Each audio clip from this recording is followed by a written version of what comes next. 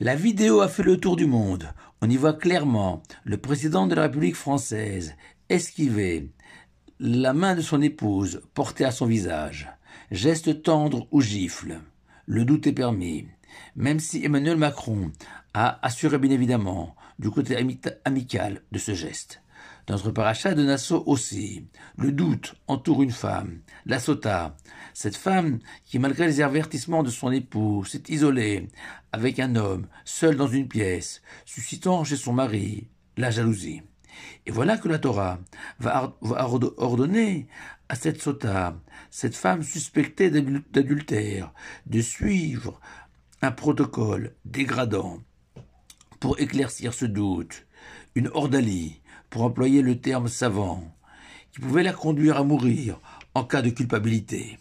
Et même si le Talmud affirme que l'amant de cette femme lui aussi mourrait s'il avait fauté, néanmoins, l'amant n'était à aucun moment concerné par ce protocole avilissant et que seule la Sota subissait le poids du doute et était jetée en pâture publiquement, puisque c'était elle qui était traînée au temple de Jérusalem, décoiffée, contrainte d'apporter une offrande de mauvaise qualité, et surtout de boire un breuvage infâme où de la terre avait été versée.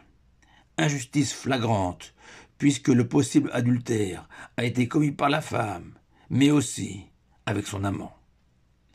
En vous prévenant d'avance que peut-être vous n'adhérerez pas à mes explications, toutefois, elles méritent en toute modestie d'être écoutées. Rappelons que la phrase prononcée par le fiancé à sa fiancée, sous le dé nuptial, qui construit le couple aux yeux de la halacha, la loi juive, qui fait qu'un homme et une femme sont unis par les liens du mariage, est la suivante. Areat mekudeshet-li, signifiant littéralement « Voici, tu m'es consacré ». Consacré, ce mot employé, relève du domaine du sacré, de la sainteté, de la pureté, telle la Torah, le Shabbat, Jérusalem, ou même Dieu lui-même, tous indissociables à la notion de Kedusha, de sacré, puisqu'on parle systématiquement de Torah à Kedusha, Shabbat Kodesh, Yerushalayim Ira Kodesh, ou bien Akel Akadosh, au sujet du Tout-Puissant. Ce qui permet à Tosfot, ces géants français du Moyen-Âge,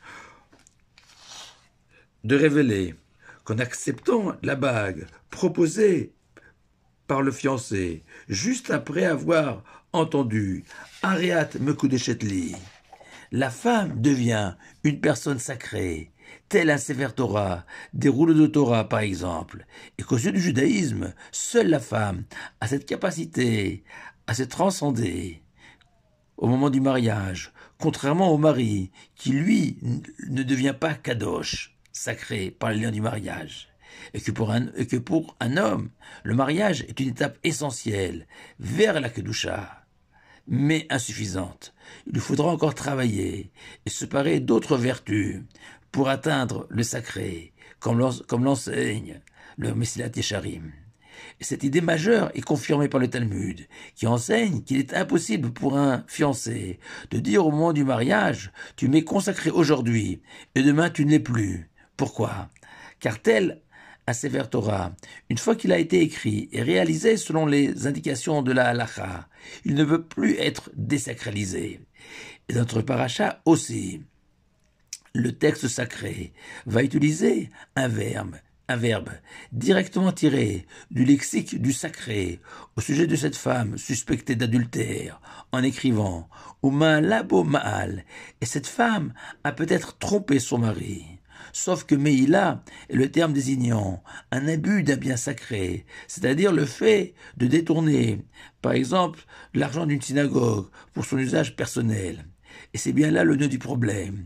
Une femme mariée, en contractant une relation interdite, a non seulement fauté comme son amant, et ils seront frappés de la même mort s'ils sont coupables. Mais pour la femme, elle a en plus bafoué, piétiné la sainteté dont elle est porteuse, cette Kidoucha. Elle l'a profanée pour un plaisir personnel, tel un homme qui profane la sainteté du Shabbat pour un agrément futile comparé à la grandeur du Shabbat.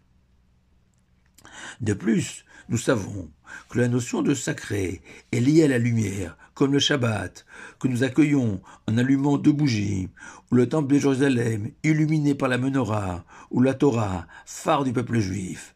Ainsi, la femme infidèle, par son comportement, a éteint cette lumière qui émanait de sa propre personne.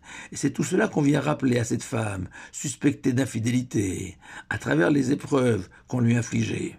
Mais attention, de la même manière que le sacré génère de devoirs pour la femme mariée, cette sacralité impose aussi des obligations à son entourage, et notamment à son mari, qui doit la considérer à chaque instant comme une personne sacrée, avec le même respect que tout juif sur terre témoigne devant des rouleaux de la Torah.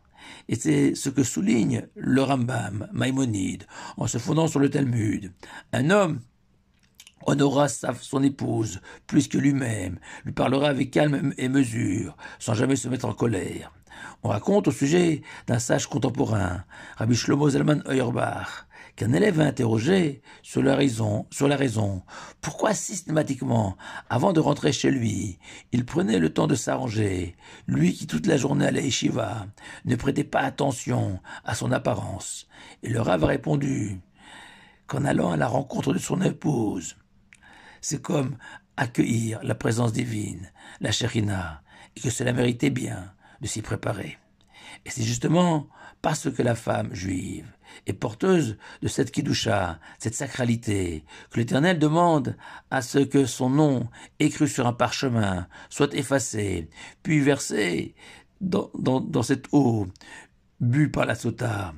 Or, nous savons tous qu'il est formellement défendu d'effacer le nom de Dieu, à moins de se souvenir que la femme est la dépositaire de la sacralité, de la Kedusha dans le couple, gage de la présence divine dans son foyer, mise en danger par la lourde accusation du mari.